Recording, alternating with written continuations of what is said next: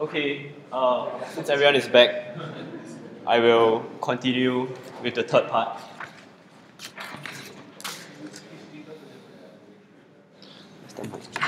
Hello. Hello. Okay. Okay, so since everyone's back, right, I'm going to start on the third part. I kind of have a lot more to cover. Some parts are not as important. I hope I can cover everything. Yeah, let's just continue. So right now, what I'm going to do is I'm going to give you a tour of SQL. It is not my hope to teach you SQL. It actually is fairly complex. What's important here, or what I expect you to take away from this, at least, is the idea of what SQL is. And then going forward, if you go learn SQL on your own, it's going to be very easy to understand the concepts. Okay, so SQL basically stands for Structured Query Language. And you can think of it as basically Excel on steroids.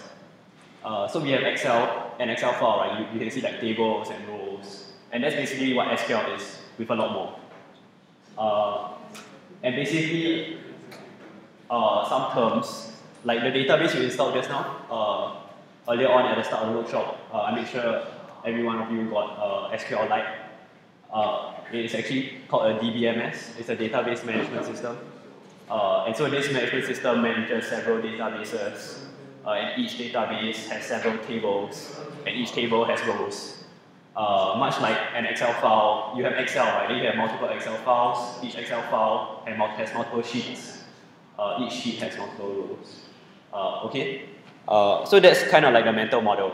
If you don't take away any of this, it's fine. It's just like think SQL means tables.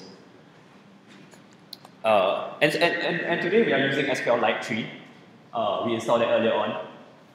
The reason being is easy to use. There's no configuration. It's just like the setup is super easy. Unlike other more complex systems, which are used more frequently in production. But really, the good thing is that they all use the same language called SQL. So we have MySQL, Postgres, and SQLite, and they all use the same SQL language, which we'll see a little of later. And so what you learn today can be applied to those databases if you choose to use them in the future. Okay, so here's a little SQL. You don't need to know how to write this from scratch. I didn't have to Google it. What's important is this code, this SQL for creating a table, right? And what's important to note here is that each table has columns. So you create columns. In this case, I have a table for users, and I create 3 columns: the ID, the name, and a timestamp, perhaps when they registered. And next thing to note is that each column has a type associated with it, right? So a column can store text. It can store like a timestamp, a date time type, or it can store an integer. You can store. There are different types in SQL. There's a whole list of it. And in particular, what's important is that each row has a assigned type, and you can't store something else in it. Okay, so we have a table, right? And here is code to insert stuff into the table. And actually, SQL reads very naturally. If you just look at it, to insert data into the table, you just insert into the table name, and then the column you want to insert into, and the value you want to insert into. And it's a nice convention in SQL that all commands are caps, so that you can differentiate commands from what you're actually, like your terms, or your table names, or your column names. So that's nice. And then at the bottom, we have SQL for updating a particular row. So inserting makes a new row, updating updating changes an existing row. And the unique thing about updating is the difference, perhaps, besides the update and insert, is where. And where basically selects that row that you want. Right, then it goes in and changes the data inside. This should be pretty straightforward. Like, if just reading it should be pretty straightforward and understandable. Okay, and finally, we can store data, we can change it. The last thing we want to do is to be able to retrieve it, to show it to our users, right? And the way you do that is to do select select star from users. Basically, star represents everything. So select star just like get me everything, and then it will return you like an array of arrays of each row. Yeah, and of course we can do select conditionally with like the where clause. So select star from user, select all users where the name is Michael, and then you only get the rows where the name is actually Michael. Yeah, so this all should be quite straightforward. And of course, there are many other SQL commands, and I'm not going to go through all of them. I just went through the common ones just to give you a feel of what's really possible with SQL. And you are free to go and read up after the workshop. It should be fairly simple to understand if you get this mental model right. That is just basically tables and rows. And of course, I'm just going to point out that SQL and injection is a thing. What it is, I leave it up to you to go find out after the workshop. It's not within the scope today, but it is good to know that it exists. Okay, finally, this is of relevance to what we're going to do later, after this immediately, is that we kind of have SQLite, right? We installed it earlier, and that is the database. And then inside main.rb, we have Ruby code. So there is this like jump between our code and the database. And so what we need in between is what we call a database driver.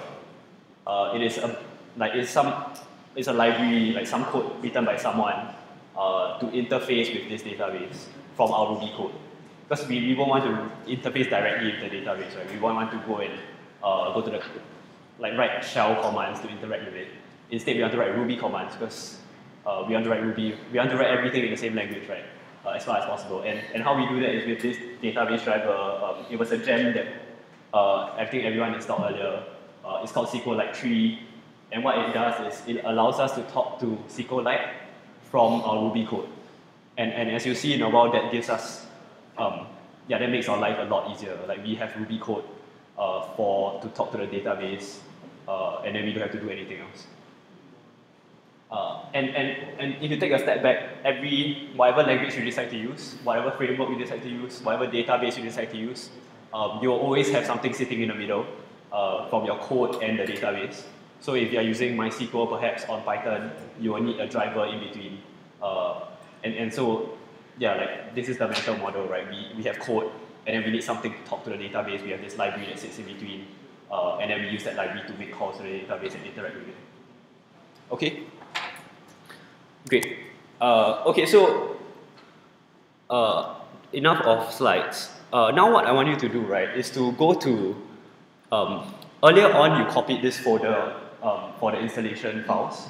Inside the folder there's actually some code that I've written, some SQL code that I've written, and I want you to copy that into your, so open the folder on your desktop,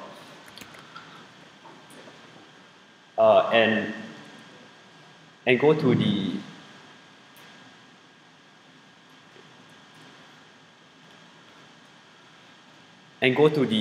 folder that you copied earlier for installation.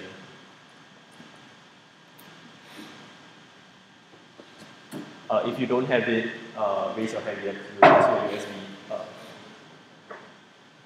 USB. So inside this folder, I have a folder called code. What I want you to do is to copy the two Ruby files into this folder in our desktop. But before that, I want you to create a new folder, and let's call it model, so that we can like nicely segregate our code and know what lives in which. Yep. And so so let's copy these two files over inside model.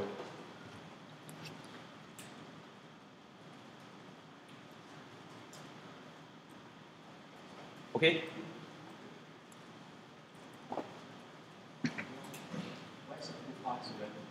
So it was in the folder earlier on with the installation files. If you don't have it, then you can pass it with Is it in the Sinatra? They copy it into our project. Sorry, it's a bit confusing because I named the files the same name, but yeah, my bad.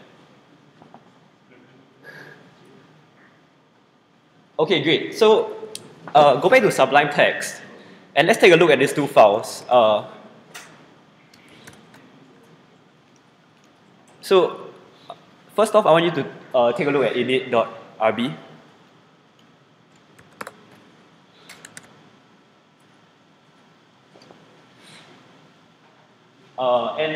And there's a ton of things in there, and if you can go back and read it after the workshop. I'm not going to go through every single line. What's important to note is on line 3, you'll see that I use the database driver. I require the database driver, much like Hammer and Sinatra earlier on. And the next thing I did was to create a table of posts. This is SQL code. Yeah, very quickly, the arrows and the capital SQL is basically a multi-line string demarcator. It's not important at all. You can go back and read about that. But most importantly, I just want you to see that I created a table of posts, and my blog post has 4 columns: an ID, a title, a body, and a timestamp for when it was created. Okay, and then at the bottom, I have a few insert SQL statements. Basically, I created a few dummy posts so that before we can learn to retrieve before we start adding, because retrieving is kind of simpler. And then later on, we can learn how to add, and then we can kind of delete this or comment out this section because we no longer need it. Okay, and then I want you to open the other file, blog.rb. And this file basically is some code I've written. It's a class that allows us to retrieve stuff using several methods. Post retrieves like all the posts. You can see here select star. Post retrieves a single post based on its ID. I hope the code is fairly simple to read. I apologize if it's not. And then there are several other methods which should all seem pretty straightforward. Besides the last one, which so SQL will return you an array of the row. You don't really know, but you kind of know which is an array, not a hash. And what we would like is a hash. And so basically, this last function processes that array into a hash. Yeah, it should make sense after a while.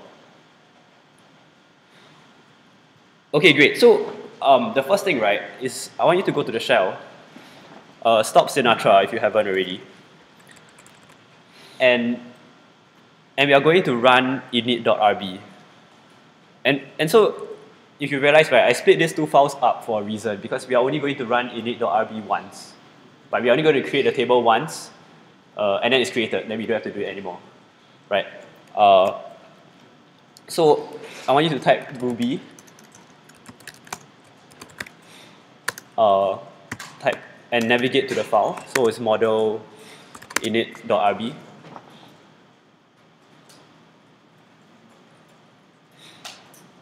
And then hit enter, and then like it should just return fine.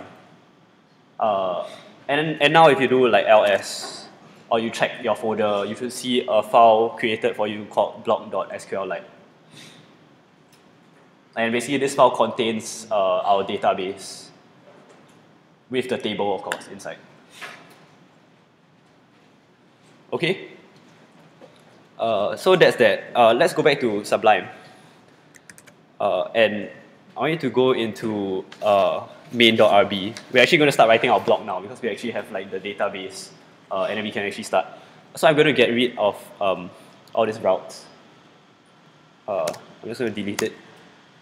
And under the main route, I want to get this right. I'm going to. So now in my main route, right, what I want to do is I want to display a list of all the blog posts I have inside the database. And so the first thing that I need to do, right, is to require the file that I just written, the class. Does that make sense? So right at the top, I need you to do require /model, basically require the blog.rb. Not init.rb, but blog.rb, because that is actually the file that we are going to use. initRB is just to initialize the database. All right. And then right below that, if you notice block.rb defines a class called block, right? And so we want to create an instance of this class. If you don't understand what that means, it's fine, just follow along. For now, it's not really crucial to understanding this whole part. So I'm just going to create a new instance of block and assign it to a variable db, which I'll be using from now on.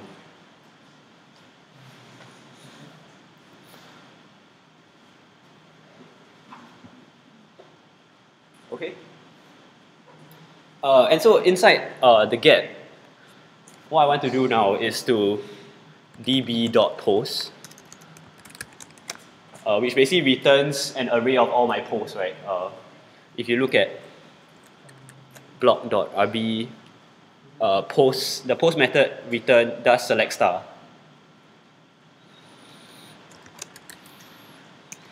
Right, the post method does a select star from posts. So that returns all my posts. And I'm going to assign it to a variable called post with the @ sign, so that Hamo can get access to that. And finally, I'm going to render Hamo index.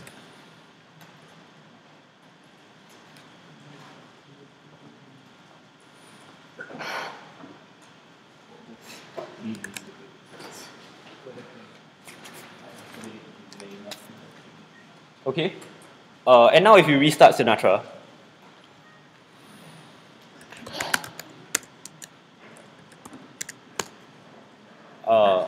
it should run fine. And then if you restart Sinatra and navigate to the main route, nothing should change because we basically gave Hamo access to our blog post, but we didn't do anything with it, right? And this step is kind of crucial because if your SQLite is not configured properly or you didn't install it earlier on, it should not run.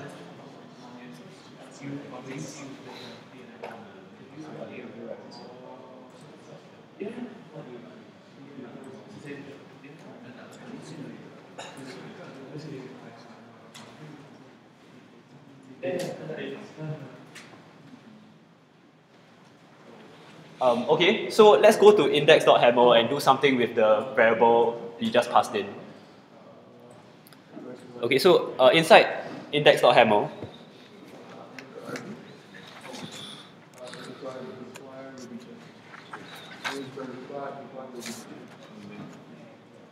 do you need the...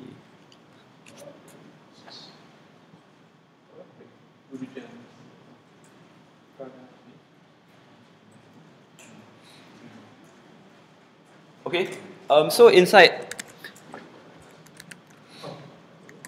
index.hamo, right, we now have access to this @post, which basically is the array of the posts. I should rename this to posts so that we don't get confused. And what I'm going to do inside here, I'm going to delete all of this inside index.hamo, and I'm going to write our block, basically the view. I want to put all my posts inside a div of ID posts. And the next thing I want to do is I want to look through this array, right, and create a new entry for each of them on my page. And the way I do that is with the dash. This tells Hamo that there's some Ruby code coming up in that line. And I do @post.each, which we saw earlier. Do we want to look through each post.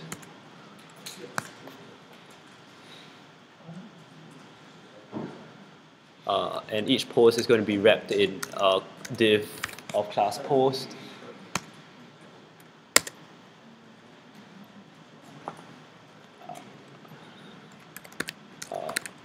The title of the post will be available in the variable post with the symbol title.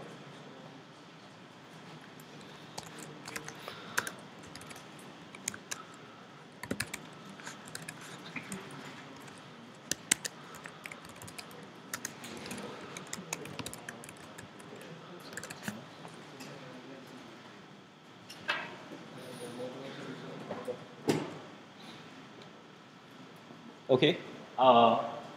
And so basically I just look through each post and create the element for it on the page.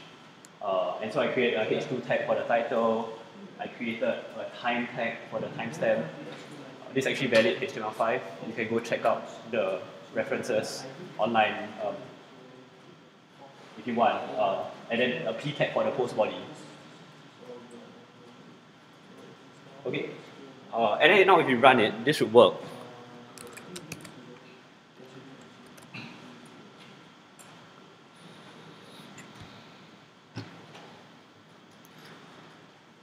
All right. Okay, so I changed my variable names, right? So I have to restart Sinatra. And then if I refresh, this should not happen. What I'm missing is the equal sign. Right, so the Hammer knows that it's actually Ruby and not a string. And sorry about that. So now if you save it and you refresh, you should get the 2 dummy entries that I seeded the database with.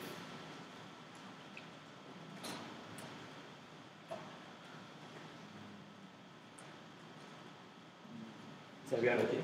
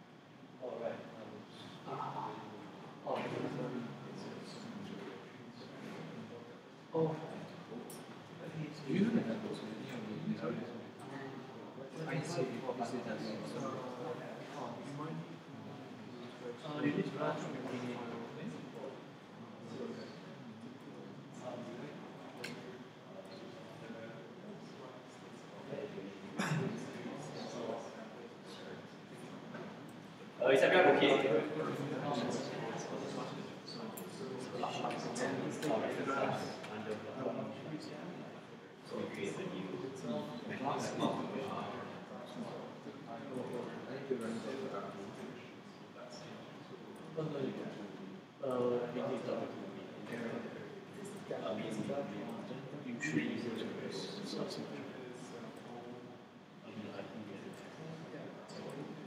Okay, so I apologize for changing the variable.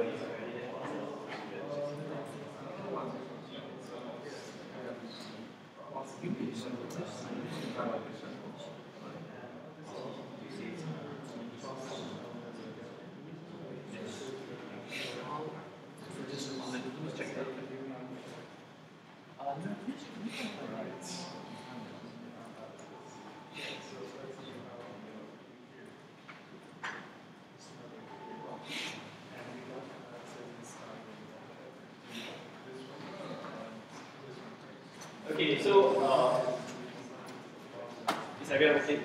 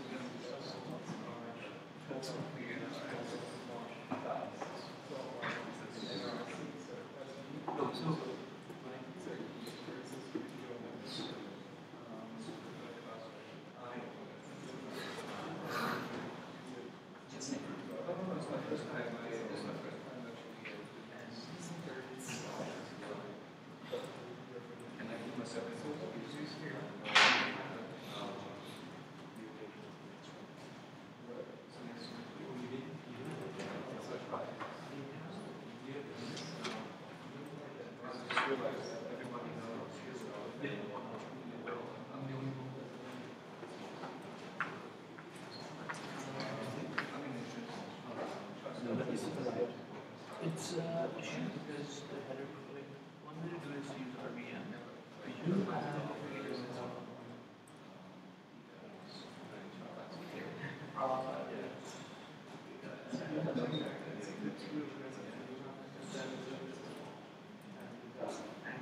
let's run RVM.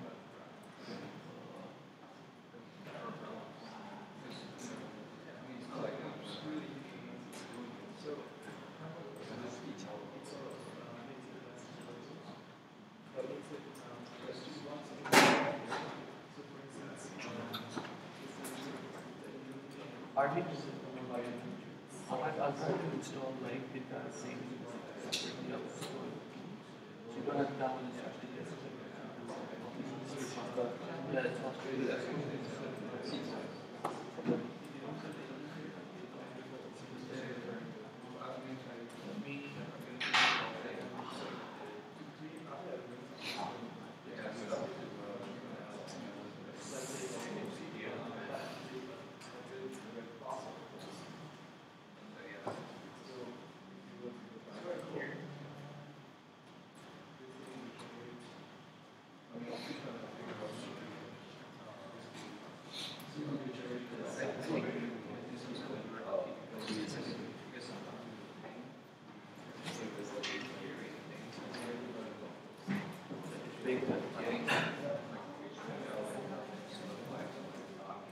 The thing is, header file, see header in your system directory, the and the extraction, because that's being reversed.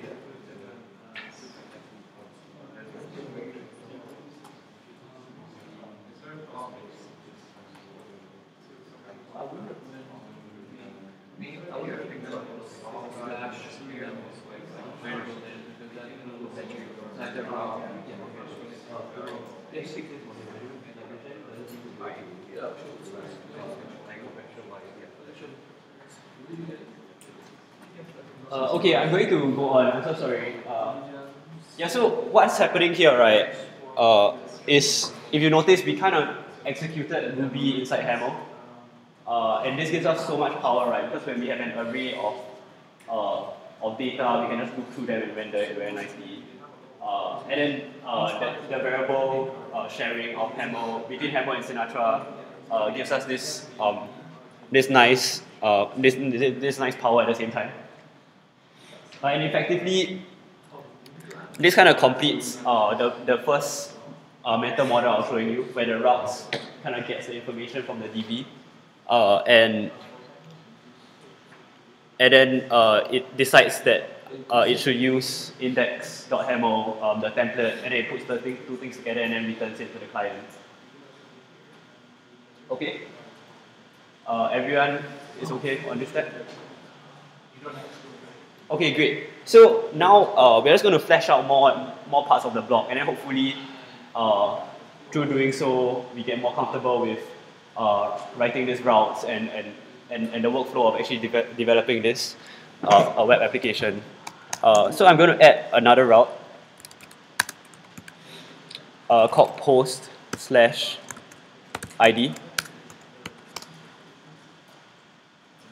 And you can kind of guess what I want to do, right? Like I want each blog post to have its own page when you click on it.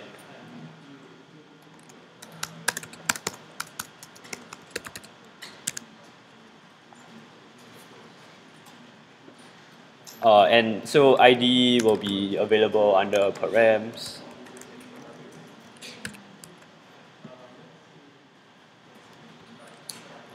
And I have this method called post in blog.rb, which basically selects star from post where ID is ID.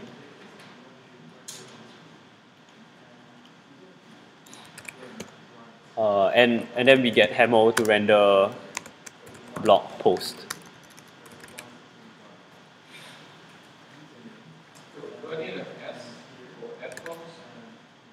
You can call it whatever you want, just a variable name. So in this case, I'm calling it singular because it's actually just a single post. In top, I change it to approval because it's actually an array of posts. And now, we know the drill, right? We have to go into views to create a blog post.haml. Let's do that.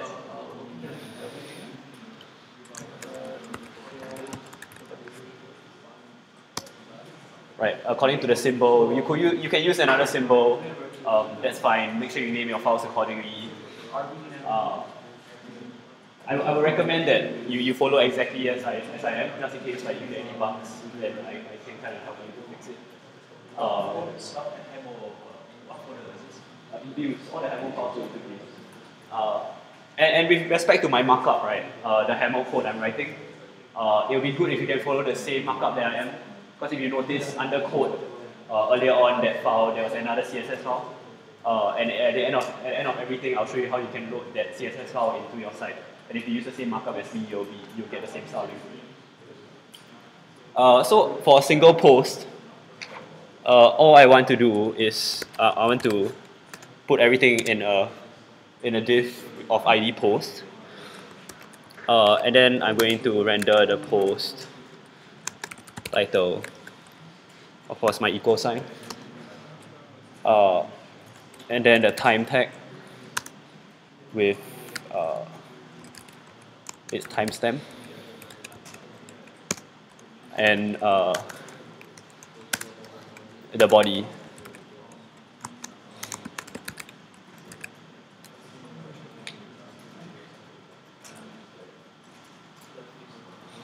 Okay.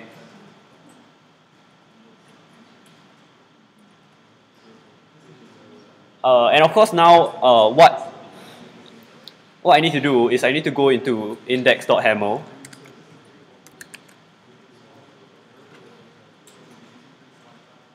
and for each of the posts, right, I want to make sure that when I click on the title, it takes me to that post. And the way I do that is to wrap the h1 tag in an a tag, right? We all know our HTML.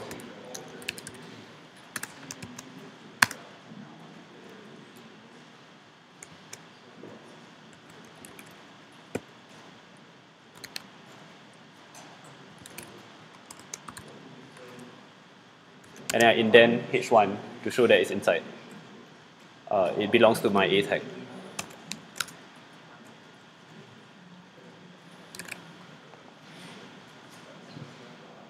Does this make sense? So I basically have the link of the title link to the route /post/ its ID, and I'm using Ruby string interpolation thing within the attribute. Remember to use double quotes.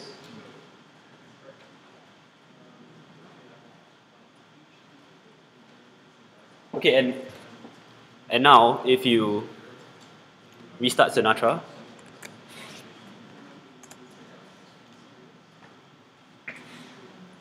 and refresh the page, you will see that the links actually match up, hopefully, if I didn't make any typos.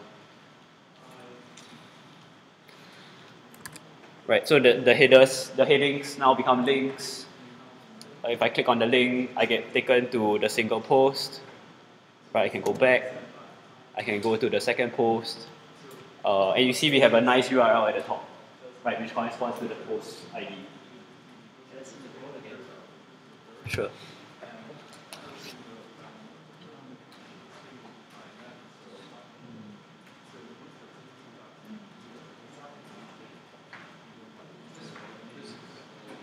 Is everyone okay at this point?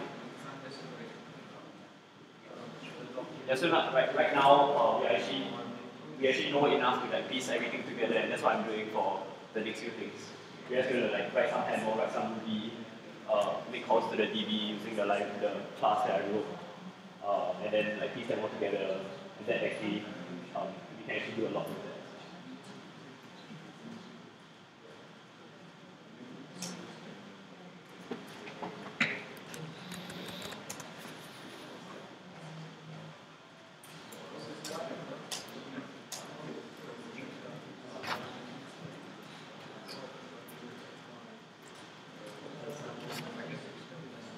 Okay.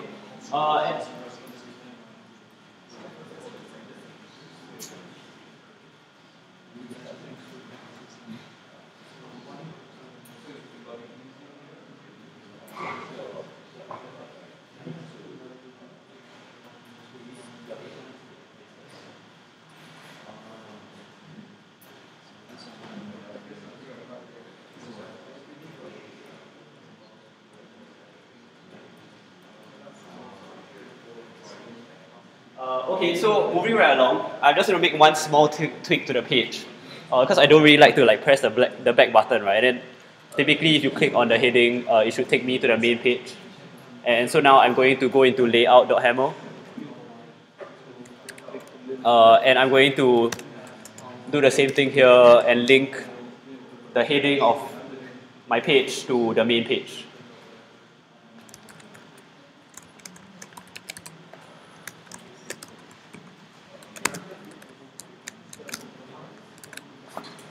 Right. If I do this, clicking on the heading of my site will take me to the main page. So now I can navigate through all my pages very nicely.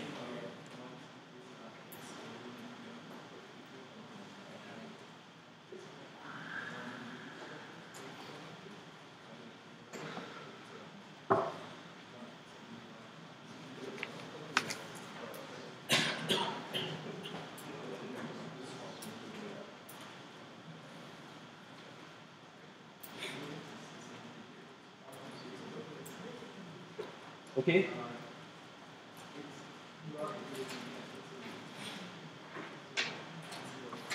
So, is everyone okay? Okay. Okay, then like this part is very simple. If you refresh the page, you realize now the header is a link as well. It can go take me back. Right. And that's nothing interesting. The next part is interesting. It is actually more difficult than what we've been doing. So right now, all we've been doing, right, is to request for data use the browser and request for data. What we actually want to do now is to be able to send data up and say, I want to create a new blog post. Here's the data. Make a new blog post for me. Make a new entry. Okay, and how we do that is first we go to main.rb. We create a new route. And I'll do get/post. And this route should take me to a page with the form that I can like type my my blog post in, and then I do an haml blog form.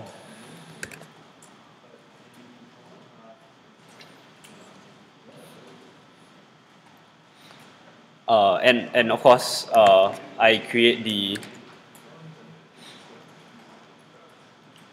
a new haml file inside views called blog form. And this is basically your HTML form, right?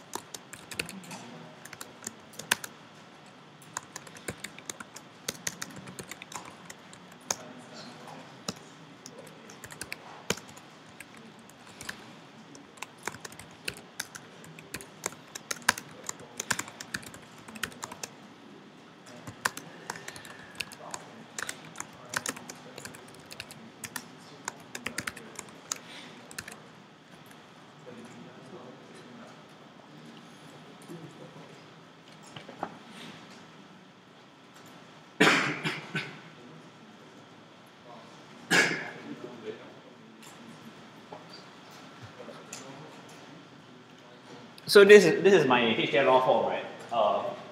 It should look fairly familiar to you. It's just normal HTML text, the form tag with labels, with inputs, with a text area, and finally a button below.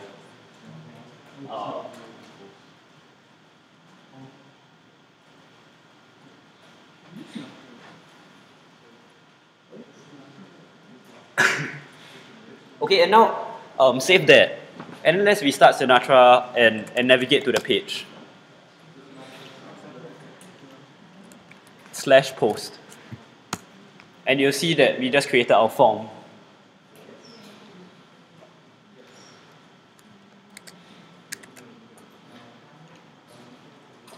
And it doesn't look very nice now, but that's just CSS, and we'll throw some on later. And do you all get this?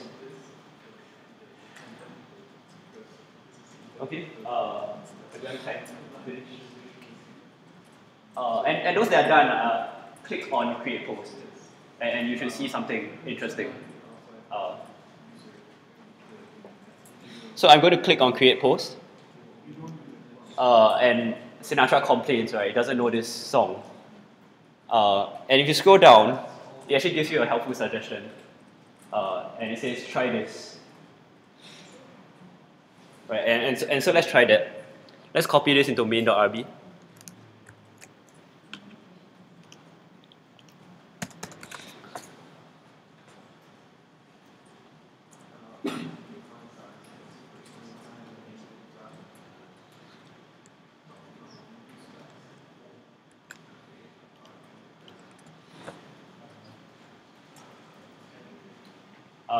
Copy into main.rb, save it, and click Create Post again.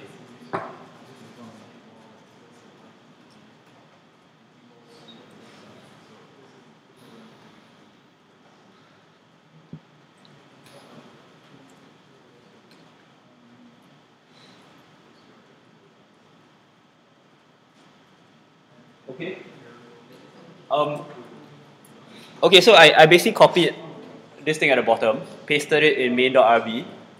I'm going to restart Sinatra. I'm going to go refresh, go back to the link, the form. I'm going to click Create Post. And it says Hello World.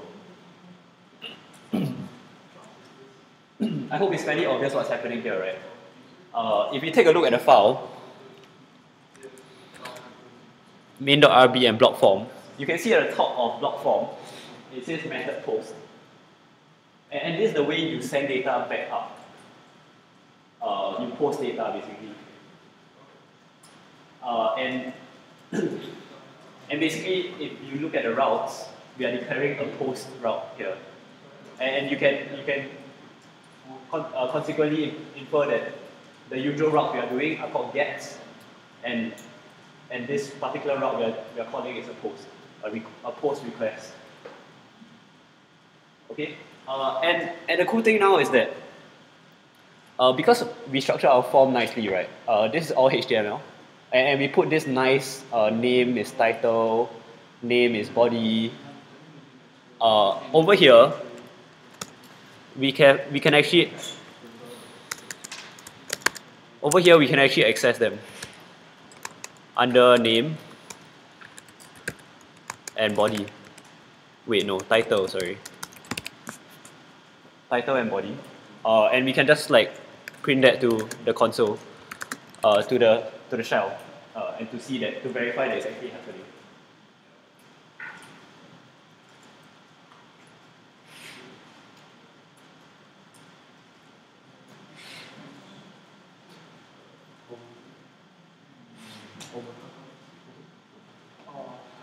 Online tools. People don't have them installed. Let's call the Ruby header files not be found. The command line tools are small, but you need to export small before that. Okay, then like after you do this, restart Sinatra, type some stuff into the input boxes, and see for yourself what's happening.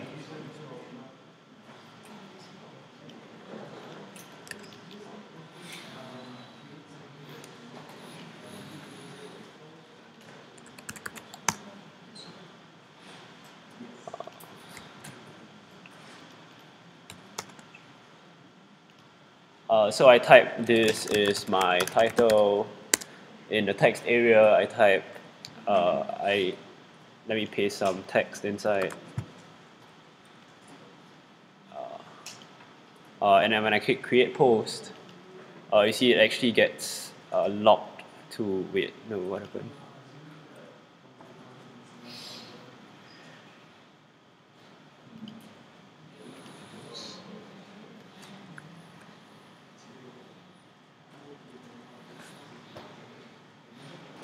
Wait, what?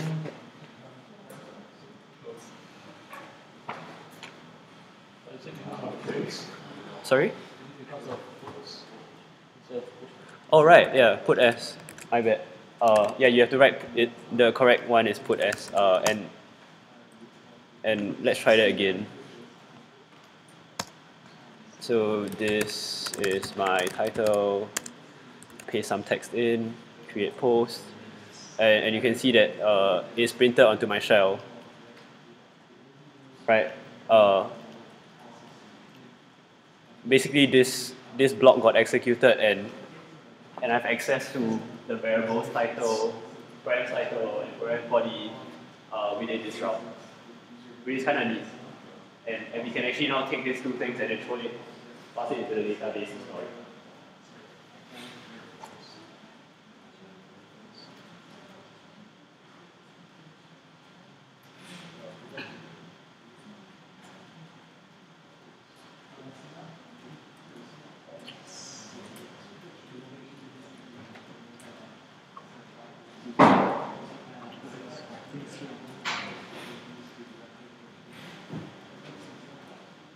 Is everyone okay at this lab? I'm sorry I made the typo. I hope you didn't make the same typo as me. Is everyone okay?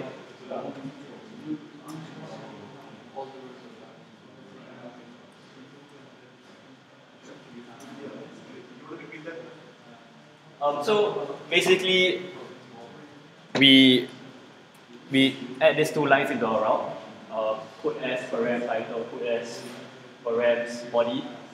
And the reason being that when we wrote our form, HTML form, we kind of have like, we named the different input elements accordingly. And right at the top on our HTML form, we added the method post. Therefore, when we click the submit button, this block of code got executed and the variables are here. Right, this is just the way that the HTML works. HTML forms work. And now we kind of can see how we can now store this data into our database to create new blog posts. Okay? So very quickly, let's go into blog.rb. And you can see that I have a method new post. And basically all it does is, it says insert post, insert into post, the table post, this title and this body, and I interpolate the strings that we got. And within our route, we can just do that. So I'm just going to db.new post, params title, params body,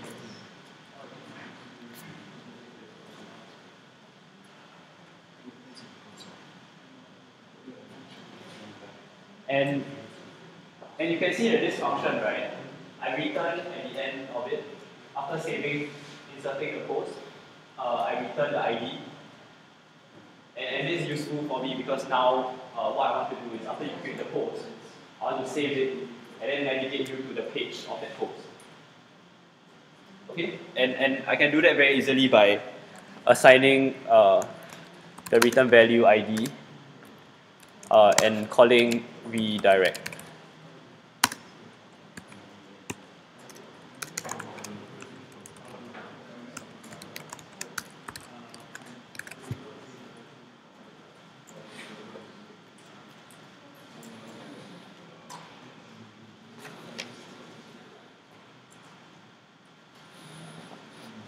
Does this make sense?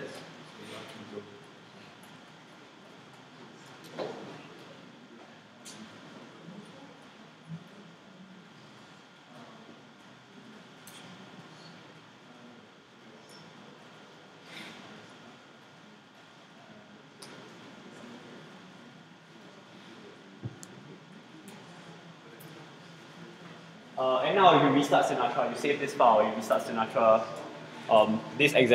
this should work. So I'm going back to Sinatra, no, I'm go back to my shell, restart Sinatra, go back to my form, and I'm going to create a third post. Third post, let me paste some dummy text in. If you want some dummy text, you can go into Sublime, open a new file, type lorem, and then and press tab, and then that gets you a lot of text for your post. And then I click create post, and it takes me to it saves the post and it creates a third post for me. Right, and now if I navigate to my main blog through the header link, I can see that I have 3 posts.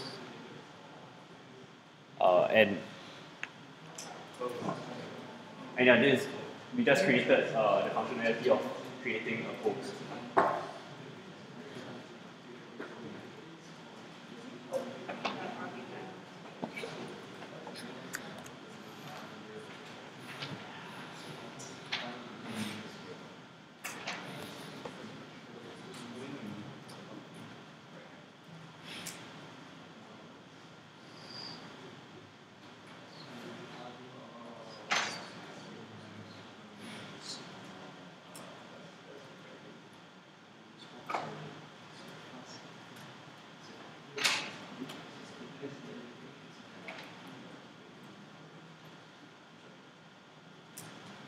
Okay.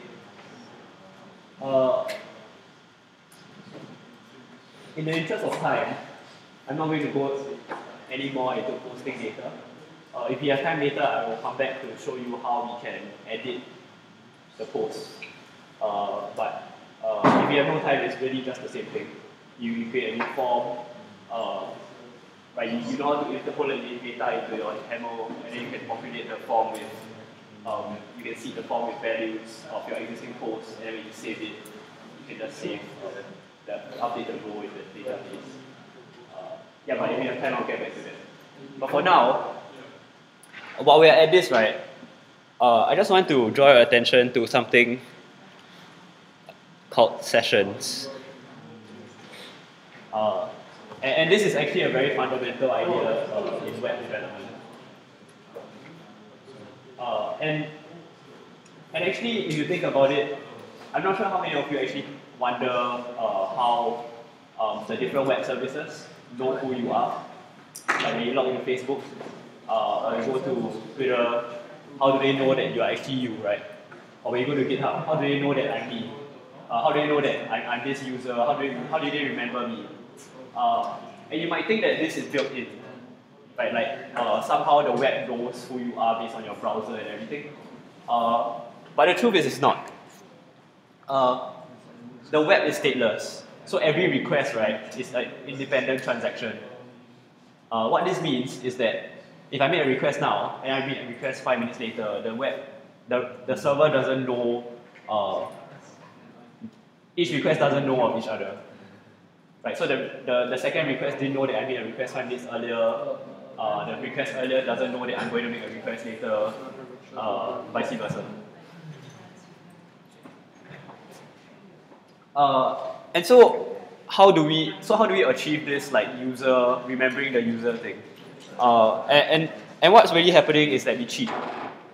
Right? Every time we go to the server, we hit the server, request the server for a page. What's returned, right, is something known as a cookie, a session-based cookie. Very simply put. And basically you can think of it as like a hash that is unique. And every time the browser makes a request for the page again, it's going to send this unique hash to the server. And basically, through this means, right, the server kind of knows who you are, or whether you came earlier, or like who you exactly, which user you are. And and so in Sinatra we have this. We have not enabled this feature. We will now, partly because so now we kind of can create blog posts, right? But we don't want everyone to create blog posts. We only want like particular users to be able to, and sessions are useful for that. So right at the top of main.rb, we're going to tell Sinatra to enable sessions, the support of sessions. And the way we do that is to type configure do and so we basically have this nice section of code that we can throw all our configuration in. And inside here, we are going to write enable sessions.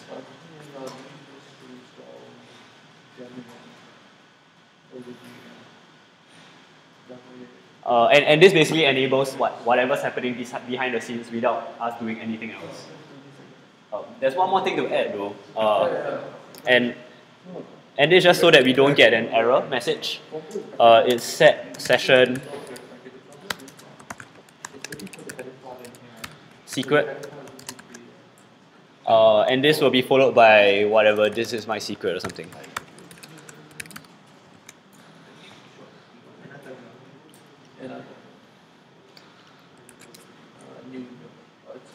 And this basically just assigns everyone's secret should be different. No one should know your secret, and the use of this secret for the session is to create a hash, so that like you can't take your session ID, right, your hash, and increment it by 1 and then send it and then become another user, and that would be horrible. So like this secret kind of helps with that. You can go read up more after the workshop if you're interested. But for now, like this is all we need. And the cool thing is that now for every route, we get access to this session hash. Like previously we had the params hash, right? Now within every route, because we enabled this line of code, we wrote this line of code, we get the session hash. And basically what we can do is for this particular route to show the form, we can say if session log in, if not, let's redirect the user and not let the user do anything.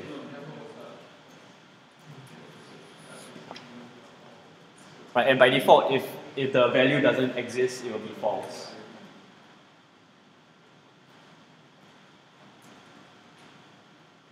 Okay, and we can copy and paste this snippet for the posting of data too, because we don't want anyone to post data to that route as well, unless they are logged in.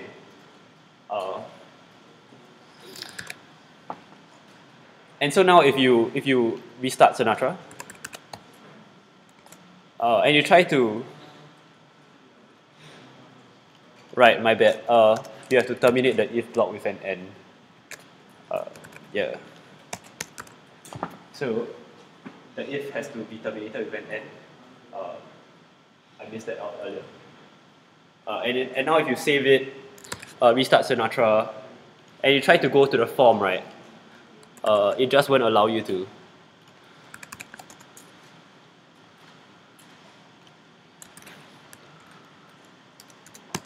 Right, it just takes you back to the main page because you are not logged in.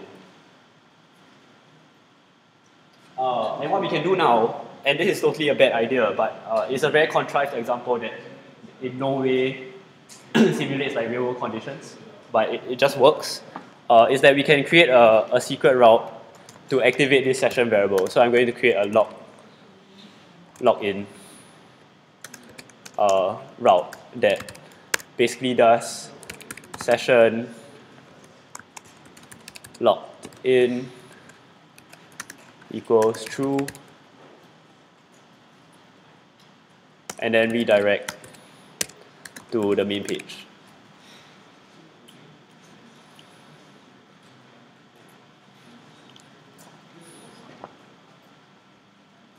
And now if you restart Sinatra, you can kind of guess what's going to happen. Where if you go to login, if you try to go to the post form, initially you can't. You have to go to the login first to set your session variable, and then you can access the form. So let's try that. If I go to post, I can't. I go to login. It redirects me back to the main page, but I know that my session variable is set. And now if I go back to post, I can see the form.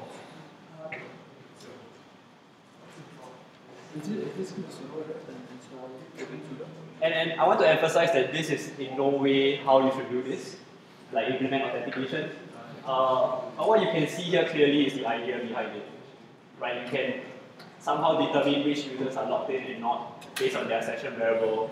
You can see that if you want to, you can have a new route called logout. And basically what it will do is to set this variable to false. Right? We can store a lot more data in this session variable, perhaps a user ID and stuff like that. And perhaps the login page could be a form in itself, right? For the user to submit like his or her password to log in. Right? And this is actually all building on what we already know. Okay?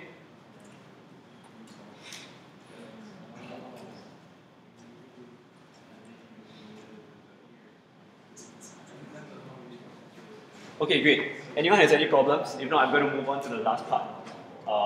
One small part and then finally others we can.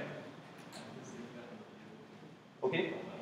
Okay, so now, right, we kind of have this. Wait, sorry.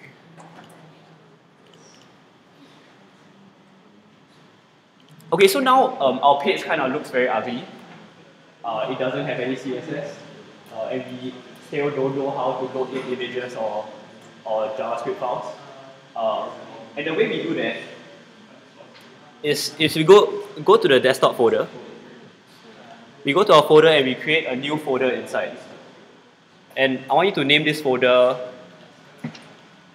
public.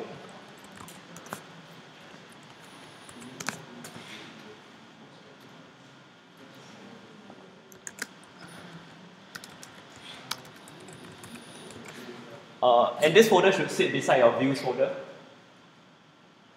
And basically everything in this folder, Sinatra is going to serve out to the public. Does that make sense? Everything that is inside this folder, Sinatra will serve out to the public. Everything outside this folder cannot be served out to the public. Will not be. Because you don't really want your Ruby code to be sent out to the browsers, right? That will be undesirable. Right? People can download all your source files, and that would just not be a good idea. Whereas like files you put inside here, maybe your CSS files, your JavaScript files, your images that you actually want your users to download and your users' browsers to download and render, they will be sitting inside this folder. Okay? And now let's create another folder inside this public folder. So typically inside this public folder, you will have 3 folders, like an image folder, a CSS folder, and a JavaScript folder for all your client-side assets. We'll just create one today, and we'll call it CSS. And then take from the earlier folder you copied, there's a main.css file, and let's just copy that over into this CSS folder.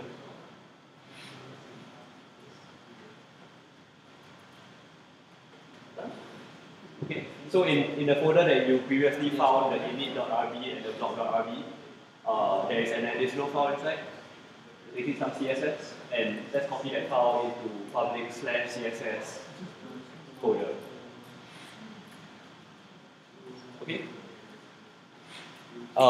And now we want to load this CSS file into our page. We want to load it to every single page. And the way we do that is to go into the layout and write the tag for the CSS file, right? And so there's a link tag with the href pointing to the file. And in this case, public is served as at the root. So public begins at the slash, and then we just need to do css / main.css.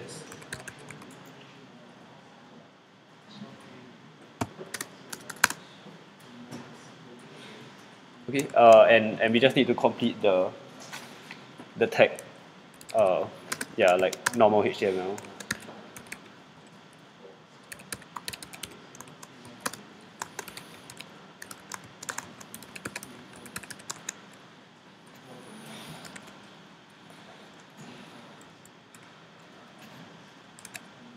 Remember to put your commas between each attribute of the hash.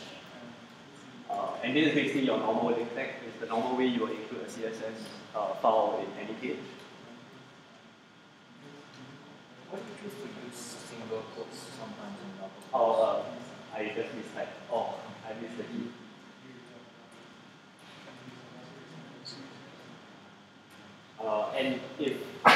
And now if you refresh the page, you will see that the CSS is loaded in. If you follow the same markup as me, it should look pretty okay.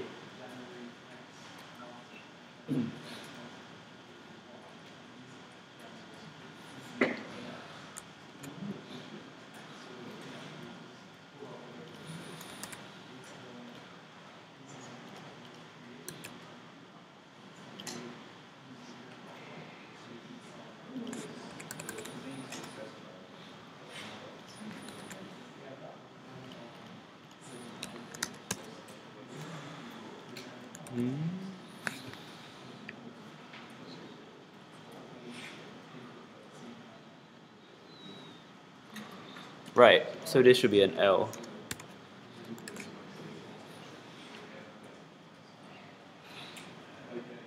Does everyone get this? Can you all get the CSS to show up on your page?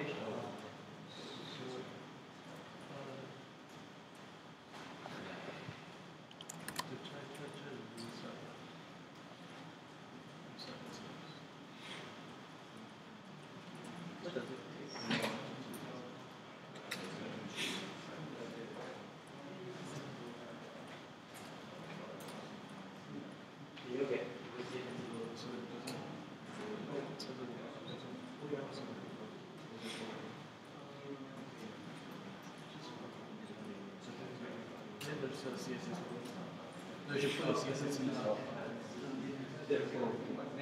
Just link link Yeah, you should see something like this. As promised, it looks kind of like my site online. And you can go inspect the CSS. It's not very well written, but there's kind of like some cool stuff inside where if you resize the page, you kind of get a different style.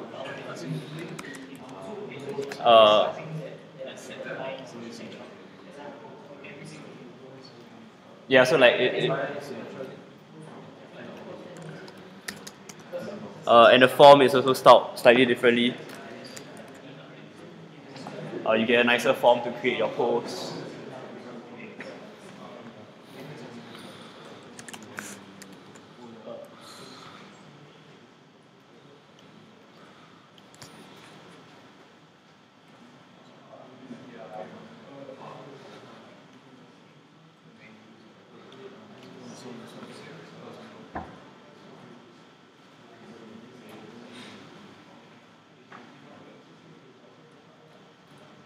Okay, is everyone okay? Everyone can get it?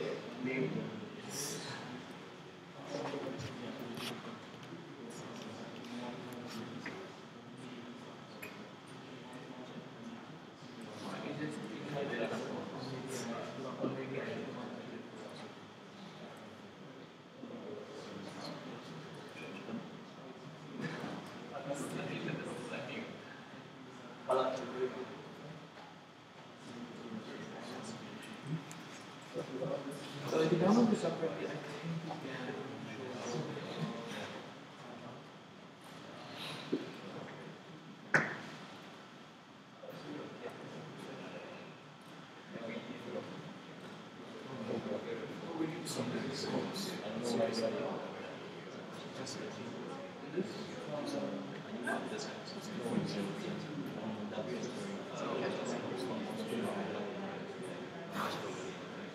Okay, so we're actually reaching the end. If you don't like the styles, you can always go and rewrite your own. And now I'm just going to do one last small thing and then recap. So if you realize a blog is kind of unique, I don't think you can find any blog online right now that shows the post in chronological order. Because that's kind of weird. If you visit this blog like 10 years from now, you still have the same post at the top. So we're gonna change that. And how we can do that is basically we can go to the controller, the routes basically, and under on this line, where we retrieve the post, right? We want to reverse the array basically, and how we can do that is just basically do a dot reverse.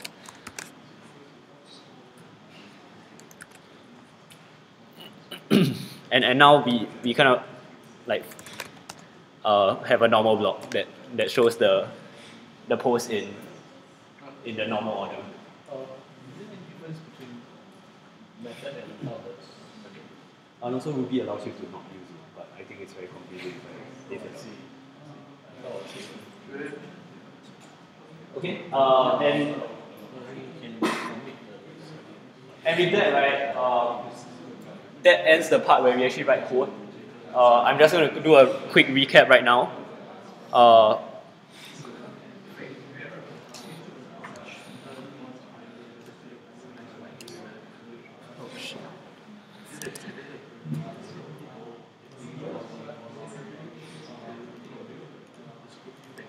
Yeah, if you still have problems with your code after this, I'll be happy to look through and see what's wrong.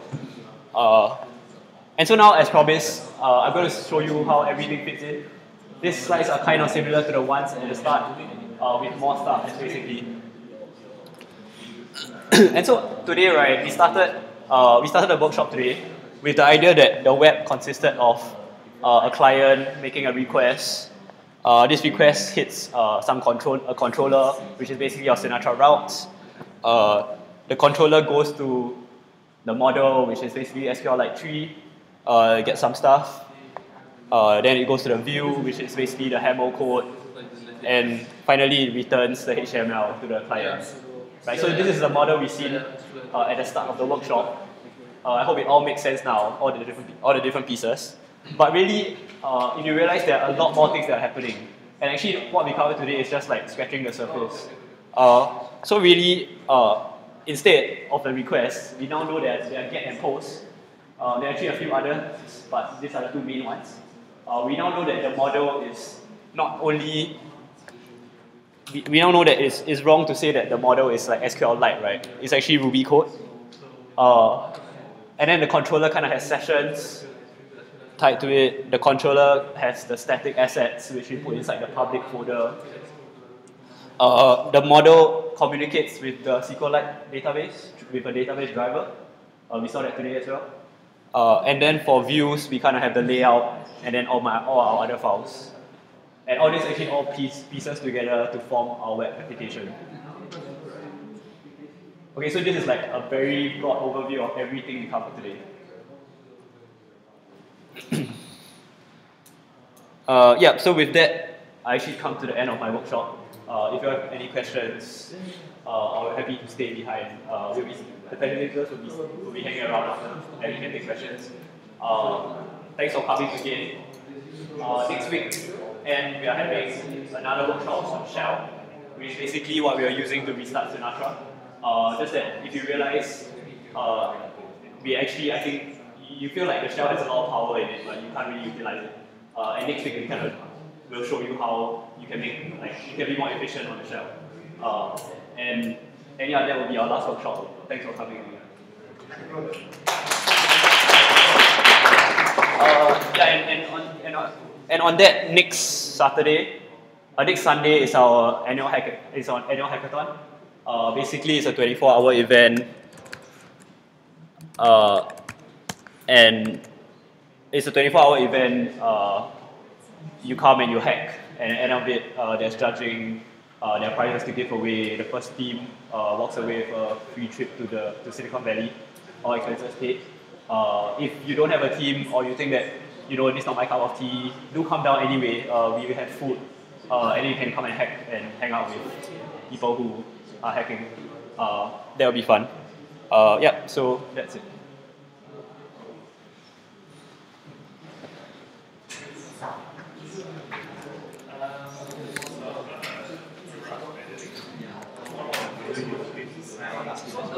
Your layout, you basically yes.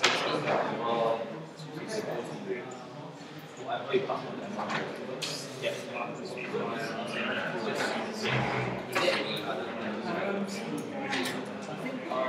I think Camel has a lot of other, like a few other things, but Yale is unique to, like Yale is the common one.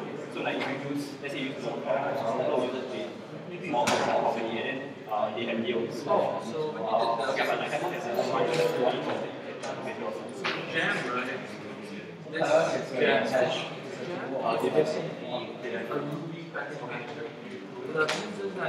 Ruby was library, right?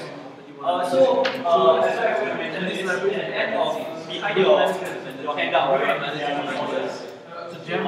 And they want you to put documentation that I use from the and we have the Hackerschool site which you sign up on.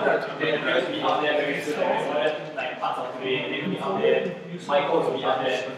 So like if you miss out anything, it will definitely be out there.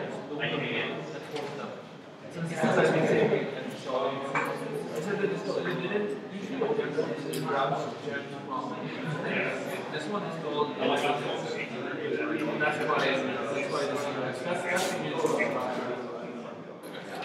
why this so there's a new gem uninstalled. So if you do a gem list, right, you can see anything and do a gem list.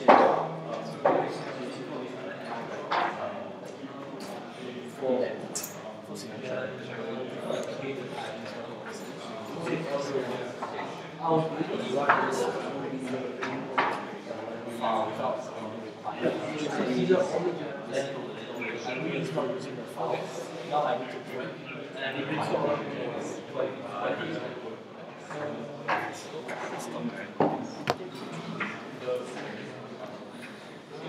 to